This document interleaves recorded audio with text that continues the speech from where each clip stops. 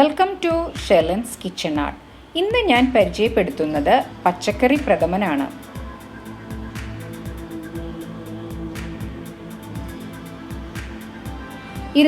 Gram ശർക്കര, 1 cup വെള്ളമൊഴിച്ച് നന്നായിട്ടൊന്ന് ഉരുക്കിയെടുക്കാം.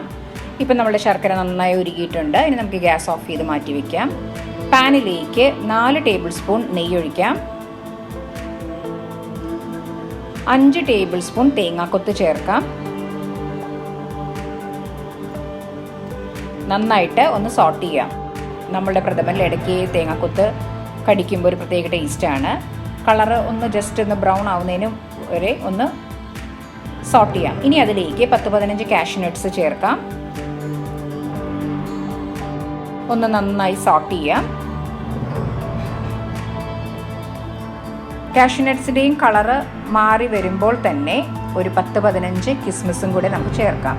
ഇനി ഇതെല്ലാം കൂടെ ചേർത്ത് നന്നായിട്ട് ഒന്ന് സോട്ട് ചെയ്ത് മാറ്റി വയ്ക്കാം. ഇനി ആ സെയിം പാനിലേക്ക് തന്നെ ഒരു 2 ടേബിൾ സ്പൂൺ നെയ്യ് ഒഴിക്കാം. അതിലേക്ക് ഗ്രേറ്റ് ചെയ്ത് 1 കപ്പ് ക്യാരറ്റ് ചേർക്കാം. ഞാൻ എടുത്തിരിക്കുന്ന പച്ചക്കറികളിൽ ക്യാരറ്റിനാണ് കുറച്ച് വേവ് കൂടുതലുള്ളത്. അപ്പോൾ അതുകൊണ്ട് ക്യാരറ്റാണ് ഞാൻ ആദ്യം ഇട്ടിരിക്കുന്നത്. നന്നായിട്ട് ഒരു 2 മിനിറ്റ് സോട്ട് ചെയ്യാം. അതിലേക്ക് 1 കപ്പ് കുമ്പളങ്ങ ഒന്ന് ഗ്രേറ്റ് ചെയ്ത് അതിൻ്റെ വെള്ളം പിഴിഞ്ഞെടുത്തിട്ടാണ് ഇട്ടിരിക്കുന്നത്. ജസ്റ്റ് ഒന്ന് സോട്ട് ചെയ്യാം 1 മിനിറ്റ്. അതിലേക്ക് 1 കപ്പ് ഗ്രേറ്റ് ചെയ്ത മത്തങ്ങ ചേർക്കാം. നന്നായിട്ട് ഒന്ന് സോട്ട് ചെയ്യാം. അതിൻ്റെ പച്ചക്കുത്ത് മാറുന്നത് വരെ ഒന്ന് വേവിച്ചെടുക്കണം. പുളിയും കയ്പും ഇല്ലാത്ത ഏത് പച്ചക്കറികളും നമുക്കിതുപോലെ യൂസ് ചെയ്യാവുന്നതാണ്. ഇനി ഒന്ന് മൂടി വെച്ച് 5 മിനിറ്റ് വേവിക്കാം.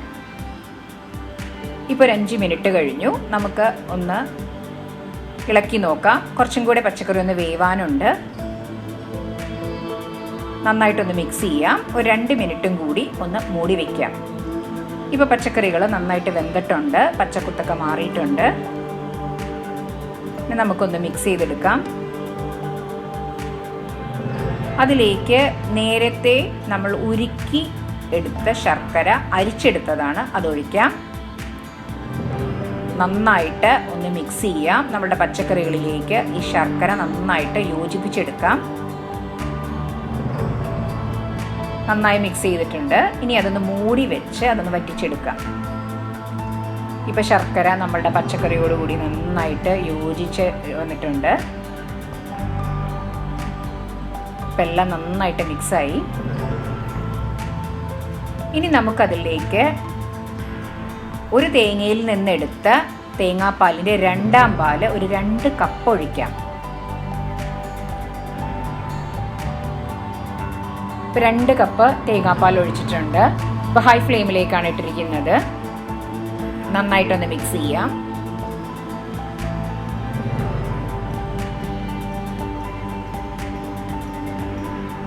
ഒരു നുള്ളു ഉപ്പ് ചേർക്കാം. മധുരം ഒന്ന് ബാലൻസ് ചെയ്യാൻ വേണ്ടിയിട്ടാണ്.